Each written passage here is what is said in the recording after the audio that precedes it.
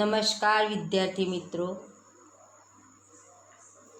હવે આપણે પાઠ 4 ભારતનો સાહિત્ય વારસો એની આપણે હવે વાત કરીએ તો માનવીએ પોતાના વિચારો, ભાવો, લાગણીઓ અને ઉર્મિઓ વગેરેને અન્ય માનવી કે પ્રાણીઓ સુધી પહોંચાડવા માટે કેટલાક હાવભાવ, સંકેતો, ચિત્રોનો આશરો લીધેલો છે અને કેટલાક ધ્વનિઓ એટલે કે અવાજો પણ કર્યા. તેમાંથી બોલી અને લિપિનો ઉદ્ભવ થયેલો જોવા મળેલો છે. આ લિપિએ ભાષાના ઘડતરમાં મોટો ફાળો આપેલો છે. સમયાંતરે પોતાના વિચારો અભિવ્યક્ત એટલે કે વ્યક્ત કરવા માટે ભાષાનો ઉપયોગ થયો. આ ભાષાના સર્જનાત્મક પ્રયોગથી સાહિત્યનું સર્જન કરવામાં આવેલું છે. હવે પ્રાચીન કાળથી ભારતીય સાહિત્ય તેની વિવિધતા અને વિશિષ્ટતા માટે ખૂબ જાણીતું છે. ભારતના જે વિદ્વાનો છે, આ વિદ્વાનોએ પ્રાચીન સાહિત્યના 2 ભાગ પાડ્યા છે. એક છે વૈદિક સાહિત્ય અને બીજું છે પ્રશિષ્ટ સાહિત્ય. આ ઉપરાંત કેટલીય લોકબોલીઓ એટલે કે જેને આપણે લોકભાષાઓ કહીએ છીએ, આવી લોકભાષાઓમાં પણ કેટલાક સાહિત્યની રચના કરવામાં આવેલી છે. હવે આપણે ભાષા અને સાહિત્યની વાત કરીએ તો ભાષા અને સાહિત્ય તો ભારતના ઇતિહાસમાં આપણે જો એક નજર નાખીએ તો સદીઓથી વિવિધ ભાષાઓનો ઉદ્ભવ થયેલો જોવા મળેલો છે. તમે જુઓ કે જે અત્યારે આપણે જોઈએ છે કે જેવા રાજ્યો એવી ભાષાઓ પણ બોલાતી હોય છે. પંજાબમાં જઈએ તો પંજાબી ભાષા, ગુજરાતમાં આવીએ તો ગુજરાતી ભાષા, મહારાષ્ટ્રમાં જઈએ તો મરાઠી ભાષા. એટલે જેવા રાજ્યોમાં કે જેવા વિસ્તારોમાં જઈએ ત્યાં ભાષાઓમાં પણ શું જોવા મળતી હોય છે? વિવિધતા જોવા મળતી હોય છે. તો આ ભાષાઓએ એકબીજા ઉપર અસર કરી તેને પ્રભાવ પણ પાડ્યો. તેથી ભાષાઓના સમૃદ્ધ સાહિત્યમાં ઘણું પરિવર્તન પણ આવેલું છે કે ભાષાઓ એકબીજા ઉપર અસર પડવાને કારણે ભાષાઓના સમૃદ્ધ સાહિત્ય જે છે એ સાહિત્યમાં પણ ઘણું બધું પરિવર્તન થયેલું છે. પરિણામે નવી ભાષાઓ અને નવા સાહિત્યનું સર્જન પણ થયેલું જોવા મળેલું છે. ઉદાહરણ તરીકે જોઈએ, દાખલા તરીકે તો સંસ્કૃત ભાષા. તો વર્તમાન સમયમાં સંસ્કૃત ભાષાનો ઉપયોગ બહુ ઓછો થતો હતો, પણ ધાર્મિક કાર્યો અને પૂજા વિધિમાં સંસ્કૃત ભાષાનો ઉપયોગ વધારે થતો જોવા મળે છે. તમે જુઓ કે વર્તમાન સમયની અંદર સંસ્કૃત ભાષાનો ઉપયોગ બહુ ઓછો થાય છે, પરંતુ તમે ધાર્મિક કાર્યો જુઓ, આપણે યજ્ઞો હોય, કોઈ પછી મોટો હવન કરવાનો હોય, તો એવા કાર્યોની અંદર તમે જુઓ તો સંસ્કૃતનો ઉપયોગ થાય છે. પછી પૂજા વિધિની અંદર પણ તમે જુઓ તો એની અંદર પણ સંસ્કૃત ભાષાનો ઉપયોગ થાય જ છે. સામાન્ય રીતે માનવી માટે તો અભિવ્યક્તિ કરવાની અને જીલવાની ઉત્તમ તક ભાષા જ પૂરી પાડે છે. પ્રાચીન ભારતની લિપિ હડપ્પા સમયથી છે, એટલે આ લિપિ આજે પણ કોઈ ઉકેલી શક્યું નથી.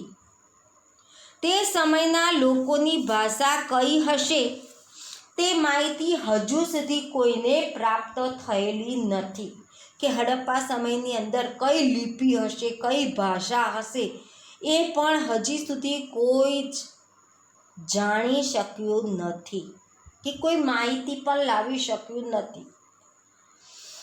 હવે મહર્ષિ પાણિની સંસ્કૃત ભાષાના મહાન વ્યાકરણ શાસ્ત્રી હતા. તમારી પરીક્ષાની અંદર પ્રશ્ન પૂછાય છે કે સંસ્કૃત ભાષાના મહાન વ્યાકરણ શાસ્ત્રી કોણ હતા? તો મહર્ષિ પાણિની. લીટી દોરી કાઢજો, કારણ કે આ પ્રશ્ન વારે ઘડીએ ટૂંકા પ્રશ્નોની અંદર પૂછાય છે. હવે એમણે અષ્ટાધ્યાયી ગ્રંથની શું કરી હતી? રચના. કોણે કરી હતી? તો મહર્ષિ પાણિની. મહર્ષિ પાણિની એ સંસ્કૃત ભાષામાં મહાન વ્યાકરણ શાસ્ત્રી હતા અને એમને અષ્ટાધ્યાયી ગ્રંથની રચના ઈસવીસન પૂર્વ 4th સદીમાં કરી. હવે સંસ્કૃત ભાષાને આર્ય ભાષા કે ઋષિઓની ભાષા કે વિદ્વાનોની ભાષા પણ કહેવામાં આવે છે. ઘણી વખતે પ્રશ્ન પૂછાય છે કે મહર્ષિ પાણિનીએ કયા ગ્રંથની રચના કરી? તો અષ્ટાધ્યાયી. અથવા એમ પૂછાય કે અષ્ટાધ્યાયી ગ્રંથની રચના કોણે કરી? તો મહર્ષિ પાણિની. હવે એમણે ઈસવીસન પૂર્વે 4th સદીમાં એની રચના કરી હતી. સંસ્કૃત ભાષાને આર્ય ભાષા પણ કહેવાય, ઋષિઓની ભાષા પણ કહેવાય અને વિદ્વાનોની ભાષા પણ કહેવામાં આવે છે. આજના સમયમાં પણ વિશ્વ કક્ષાએ સર્વસ્વીકૃત, એટલે કે ખાસ કરીને કોમ્પ્યુટર ક્ષેત્રે આજે આ યુગ આવી ગયો છે, કોમ્પ્યુટર યુગ. એટલે આજના સમયમાં પણ વિશ્વ કક્ષાએ સર્વસ્વીકૃત ખાસ કરીને કોમ્પ્યુટર ક્ષેત્રે બની છે. હવે સંસ્કૃત ભાષા મુખ્યત્વે ધર્મ, તત્વજ્ઞાન, જ્ઞાન અને વિજ્ઞાનની ભાષા પણ બનેલી છે. હવે આપણે જોઈએ પ્રાચીન ભારતીય સાહિત્યની વાત કરી તો એમાં વેદો. તો વેદનો અર્થ થાય છે જ્ઞાન. વેદનો અર્થ થાય છે જ્ઞાન. આપણા વેદો કેટલા છે? તમારા પ્રશ્ન ઘણી વખતે પ્રશ્ન પૂછાય છે કે ભારતના પ્રાચીન વેદો કેટલા છે, કયા કયા? તો ભારતના પ્રાચીન વેદો 4 છે. 1 ઋગ્વેદ, 2 સામવેદ, 3 અર્જુવેદ અને 4 અથર્વવેદ. તો આ 4 વેદો વિશે આપણે અભ્યાસ કરીએ તો ભારતીય સાહિત્યનું પ્રાચીનતમ પુસ્તક એ ઋગ્વેદ છે. તમારી પરીક્ષાની અંદર પ્રશ્ન પૂછાય છે કે ભારતીય સાહિત્યનું પ્રાચીનતમ પુસ્તક કયું છે? તો ઋગ્વેદ. લીટી દોરતા હોય તો દોરી કાઢજો.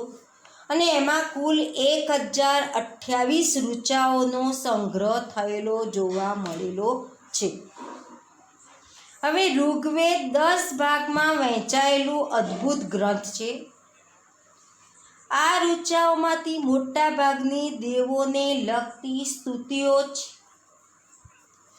આ સ્તુતિઓ યજ્ઞ પ્રસંગે કરવામાં આવતી. જ્યારે યજ્ઞ કરવામાં આવતા ત્યારે આ દેવોની સ્તુતિ કરવામાં આવતી હતી. તેમાંથી ઉષાને સંબોધન કરતી કેટલીક સ્તુતિઓ પણ ખૂબ આપણા મનને મોહક બનાવી દે એવી છે.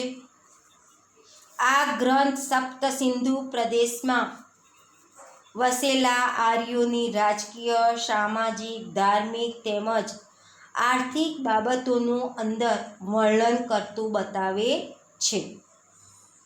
તો આ વાત આપણે કરી ઋગ્વેદ. ઋગ્વેદ પછી બીજા 3 વેદોની રચના કરવામાં આવી છે, જેમાં બીજા નંબરમાં આવે છે સામવેદ.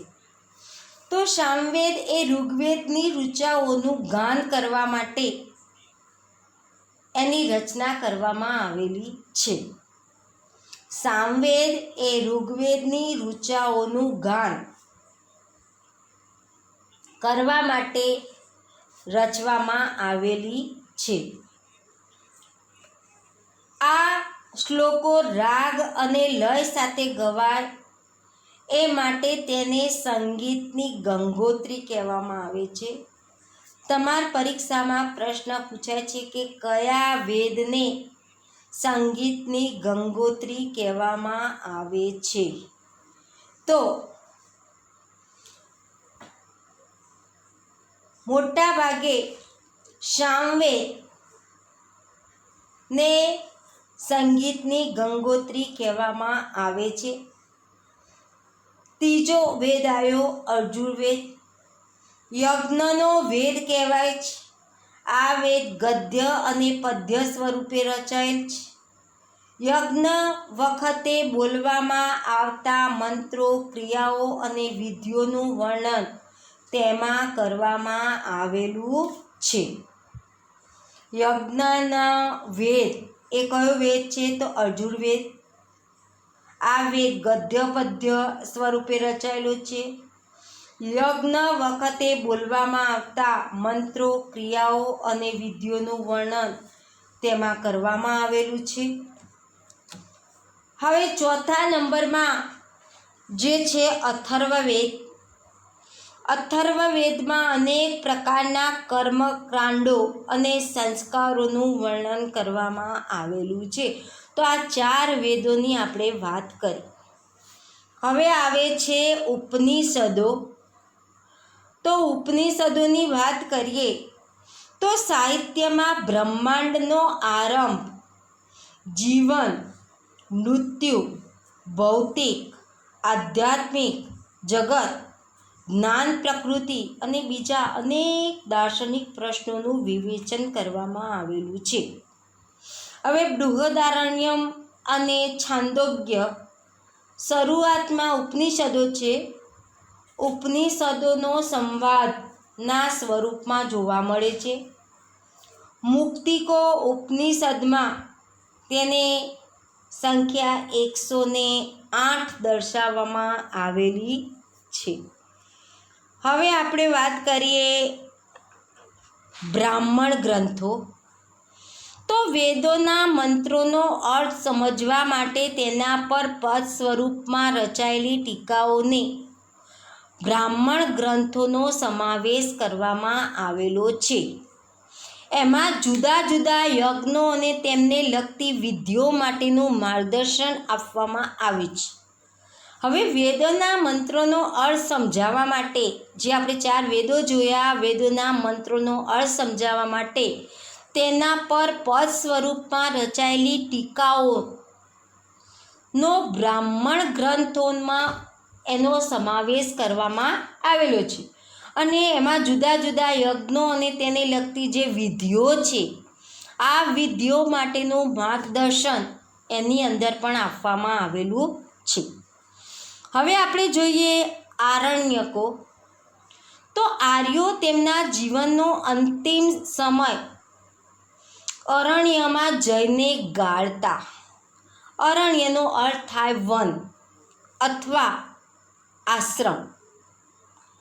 અને આ એટલે કે વન અથવા આશ્રમમાં જઈ અને પોતાનું સતત ચિંતન કરીને રચાયેલા તત્વજ્ઞાનથી ભરપૂર એવા સાહિત્યને આરણ્યકો કહેવામાં આવે છે.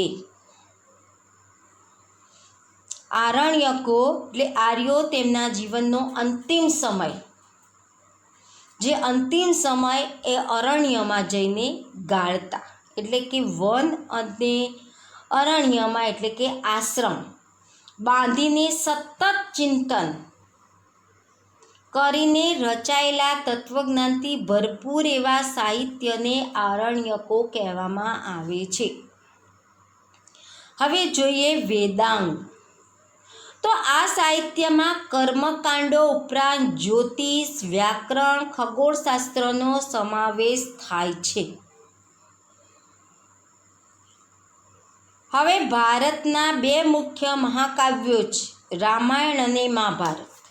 તમારી પરીક્ષાની અંદર પ્રશ્ન પૂછાય છે કે ભારતના 2 મુખ્ય મહાકાવ્યો કયા કયા છે અથવા કેટલા છે, કયા કયા? તો ભારતના 2 મુખ્ય મહાકાવ્યો છે, એમાં એક રામાયણ અને બીજું છે મહાભારત. તેનો પ્રાચીન ગ્રંથો છે. આ મહાકાવ્યોનું વર્તમાન સ્વરૂપમાં તો ઈસવીસનની 2જી સદીમાં મળ્યું. રામાયણમાં તમે શું જુઓ છો કે રામાયણમાં અયોધ્યાના રાજવી રામચંદ્રની કથા એની અંદર એટલે કે આખા રામની કથા રામાયણની અંદર આપણને જોવા મળે છે. આ મહાકાવ્ય મહાભારત કરતાં પણ કેવું છે, ઘણું નાનું છે. મહાભારત કરતાં રામાયણ કેવું છે, નાનું છે. તેમાં અનેક દિલચસ્પ ઘટનાઓ અને સાહસોનું વર્ણન કરવામાં આવેલું છે રામાયણમાં. હવે મહાભારતમાં જોઈએ તો મહાભારતમાં લગભગ 1,00,000 શ્લોકો છે. તે વિશ્વનો સૌથી મોટો કાવ્ય ગ્રંથ છે. તમારા પરીક્ષામાં પ્રશ્ન પૂછાય કે વિશ્વનો સૌથી મોટો કાવ્ય ગ્રંથ કયો છે, તો મહાભારત. અથવા ઘણી વખત એ પૂછાય છે કે મહાભારતમાં લગભગ કેટલા શ્લોકોનું આવેલા છે, તો 1,00,000. હવે મહાભારતમાં પાંડવો અને કૌરવો વચ્ચે થયેલ યુદ્ધ વિશે એની અંદર આપણને માહિતીઓ આપવામાં આવે છે. તે છતાં તેમાં અનેક નાની મોટી વાર્તાઓને પણ જોડી દેવામાં આવેલી છે. મહાભારતમાં શ્રીમદ ભગવદ્ ગીતામાં ગહન દાર્શનિક સિદ્ધાંતોનું વિવેચન કરવામાં આવેલું છે. મહાભારત એ કોની સાથે જોડાયેલું છે, શ્રીમદ ભગવદ્ ગીતા સાથે પણ જોડાયેલું છે. તેમાં મોક્ષ પ્રાપ્તિના 3 માર્ગો જ્ઞાન, કર્મ અને ભક્તિ માર્ગનું વિવેચન કરવામાં આવેલું છે. તમારે ઘણી વખતે પરીક્ષામાં પૂછાય છે કે મોક્ષ પ્રાપ્તિમાં કયા 3 માર્ગોનું વિવેચન કરવામાં આવ્યું છે, તો જ્ઞાન, કર્મ અને ભક્તિ માર્ગ. ત્યાર પછી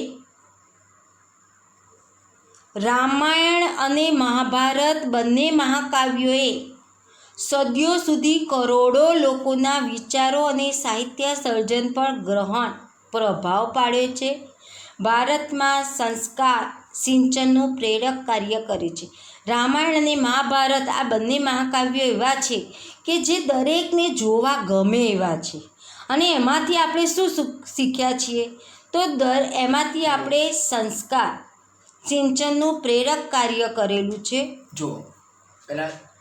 ત્યાર પછી આ યુગમાં સંસ્કૃત ભાષામાં પુષ્કળ સાહિત્ય પણ રચાયું, જેમાં ધાર્મિક અને લૌકિક એવી બંને પ્રકારની રચનાઓનો સમાવેશ થયેલો જોવા મળેલો છે. આ યુગમાં સંસ્કૃત ભાષામાં પુષ્કળ સાહિત્ય રચાયું છે, જેમાં ધાર્મિક અને લૌકિક એવી બંને પ્રકારની રચનાઓનો સમાવેશ એની અંદર થયેલો જોવા મળેલો છે. હવે પુરાણોએ આરંભિત વૈદિક અને સમજાવવામાં મુખ્ય ભૂમિકા પણ ભજવેલી છે. પુરાણોએ આરંભિક વૈદિક ધર્મને સમજાવવામાં પણ એને સારી એવી ભૂમિકા ભજવી છે. આ સમયગાળા દરમિયાન અનેક શાસ્ત્રો અને સ્મૃતિ ગ્રંથોનો પણ લખાયેલા છે. આ શાસ્ત્રો વિજ્ઞાન અને તત્વજ્ઞાનના ગ્રંથો છે. દાખલા તરીકે કૌટિલ્યનું અર્થશાસ્ત્ર. હવે આ કૌટિલ્યનું અર્થશાસ્ત્ર એ વહીવટી વિજ્ઞાનની કૃતિ છે. ત્યાર પછી વિવિધ કક્ષાના ગણિત અને અન્ય વિજ્ઞાન સંબંધિત શાસ્ત્ર ગ્રંથો પણ લખાયા છે. વિવિધ ગણિત અને અન્ય વિજ્ઞાનો પણ આપણને સંબંધિત શાસ્ત્ર ગ્રંથો સાથે જોડાયેલા છે. સ્મૃતિ ગ્રંથોમાં ધર્મ દ્વારા અનુમોદિત કર્તવ્યો, રિવાજો અને નિયમો પણ આપવામાં આવેલા છે. ત્યાર પછી આવે છે પ્રારંભિક બૌદ્ધ સાહિત્ય પાલી ભાષામાં લખેલું છે. બૌદ્ધ સાહિત્ય કઈ ભાષામાં લખવામાં આવ્યું છે, તો પાલી ભાષામાં. આ સાહિત્ય 3 ભાગોમાં વહેંચાયેલું છે. તેને ત્રિપુટક કહેવામાં આવે છે. ત્રિપિટક, જેમાં સૂત એટલે કે સૂત્ર જેને આપણે કહીએ છીએ એને પીટક, વિનય પીટક અને અભિધમ પીટક, આ ત્રણેયનો સમાવેશ આ ત્રિપિટકની અંદર થયેલો જોવા મળેલો છે. આ ઉપરાંત બૌદ્ધ સાહિત્યમાં અન્ય ગ્રંથો પણ લખાયેલા જોવા મળેલા છે. ગુપ્તયુગ સમયને કાવ્ય અને નાટકના વિકાસનો સુવર્ણયુગ કહેવામાં આવેલો છે. જે ગુપ્તયુગ છે એ સંસ્કૃતને કાવ્ય અને નાટકના વિકાસનો સુવર્ણયુગ તરીકે એને ઓળખવામાં આવ્યો. આ સમયમાં મહાલેખકોમાં કાલિદાસ, ભવભૂતિ, ભારવી, ઋતુહરિ, પ્રાણભટ્ટ, માદ ઇત્યાદિનો આ બધા મહાન લેખકોનો સમાવેશ થયેલો જોવા મળેલો છે. હવે ત્યાર પછી જેમાં ભારતભરના વિખ્યાત એવા જેમાં મહાકવિ કાલિદાસનો વિશ્વ પ્રસિદ્ધ કવિ ગણવામાં આવેલા છે. પોતાની ઉત્તમ કાવ્યકલા અને ઉત્કૃષ્ટ નાટ્ય શૈલી જે છે એ નાટ્ય શૈલી કુમારસંભવ, રઘુવંશ, મેઘદૂત, ઋતુસંહાર, અભિજ્ઞાન શાકુંતલમ આ બધા કાલિદાસના ગ્રંથો છે. ત્યાર પછી તમારા પરીક્ષામાં પ્રશ્ન પૂછાય કે કાલિદાસના ગ્રંથો કયા કયા છે? તો કુમારસંભવ જે નાટ્ય શ્રેણીમાં છે, કુમારસંભવ, રઘુવંશ, મેઘદૂત, ઋતુસંહાર, અભિજ્ઞાન શાકુંતલમ બધા કાલિદાસના ગ્રંથો છે. ત્યાર પછી બાણભટ્ટ લિખિત હર્ષચરિત, સમ્રાટ હર્ષવર્ધનનું જીવનચરિત્ર, બાણેરે કાદંબરીની પણ રચના કરી. આ સમયમાં અન્ય પ્રસિદ્ધ ગ્રંથોમાં હવે આવ્યા ભવભૂતિ. તો ભવભૂતિનું ઉત્તર રામચરિત, ભારવીનું કીર્તાર્જુન્યમ, વિશાખા દત્તનું મુદ્રા રાક્ષસ, શુદ્રકનું મત્સ્યકટિકમ. આ પ્રશ્ન ઘણી વખતે પૂછાય છે કે શુદ્રકનું કયો પ્રસિદ્ધ ગ્રંથોનો સમાવેશ થયો છે? તો શુદ્રકનું મત્સ્યકટિકમ, ભારવીનું કીર્તાર્જુન્યમ, ભવભૂતિનું ઉત્તર રામચરિત અને વિશાખા દત્તનું મુદ્રા રાક્ષસ. ત્યાર પછી દંડીનું 10 કુમાર ચરિતનો પણ સમાવેશ થાય છે.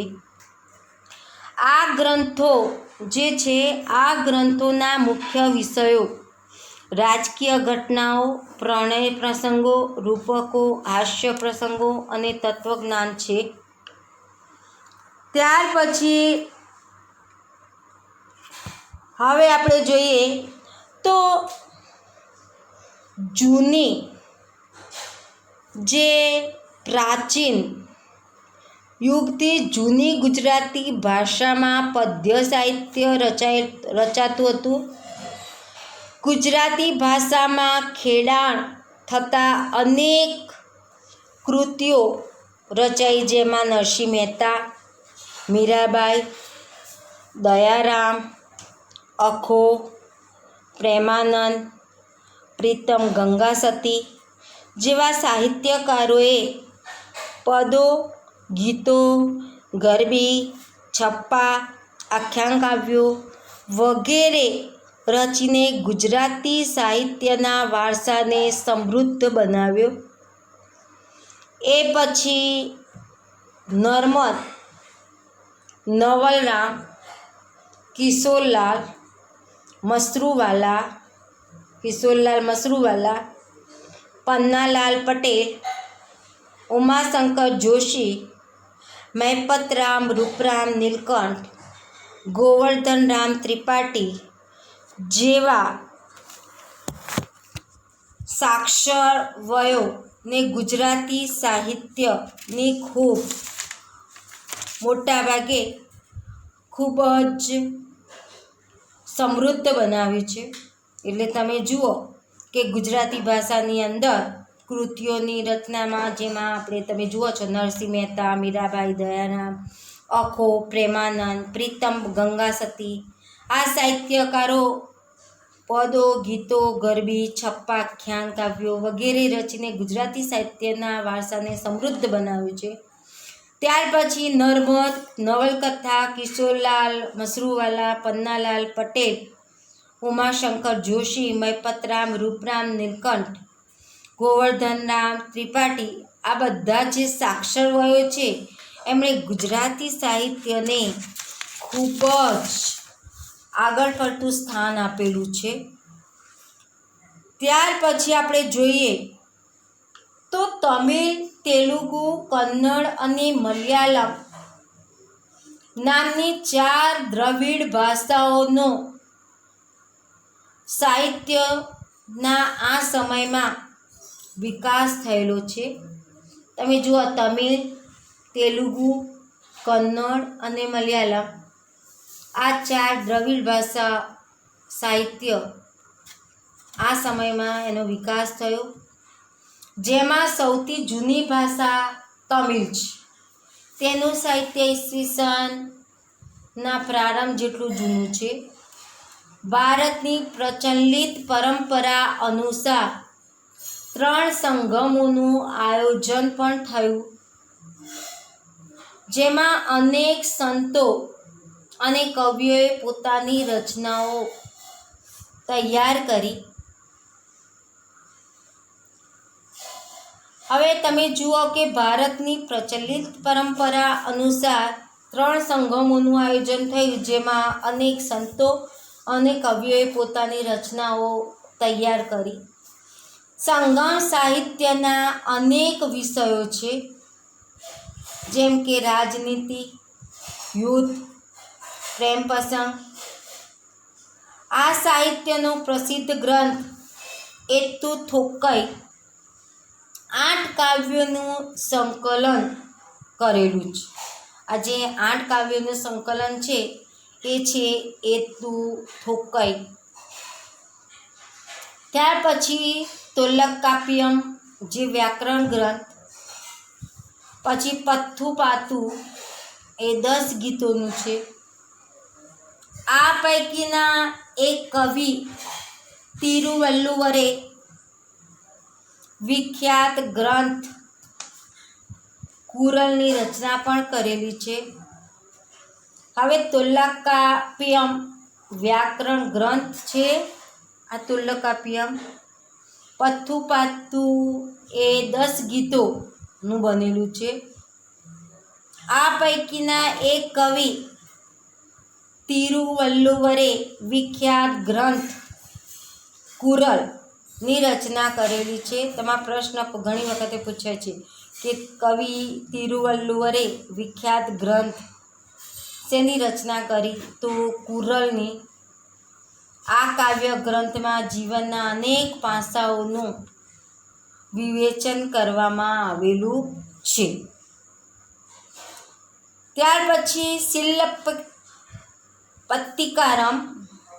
શિલપત્તિકારમ અને મણિમેખલાઈ આ પ્રારંભિક તમિલ સાહિત્યના વિખ્યાત ગ્રંથો છે. તો તમિલ સાહિત્યના વિખ્યાત ગ્રંથો શિલપત્તિકારમ અને મણિમેખલાઈ પ્રારંભિક તમિલ સાહિત્યના વિખ્યાત ગ્રંથો છે. તો આ વાત આપણે કરી. તમે જોયું કે પાઠ 4ની અંદર આપણે આ બ્રાહ્મણ ગ્રંથો, પ્રાચીન ભારતીય સાહિત્ય, ભાષા અને સાહિત્ય વિશે આપણે વાત કરી. આમાંથી ઘણા નાના નાના પ્રશ્નો પણ પૂછાતા હોય છે.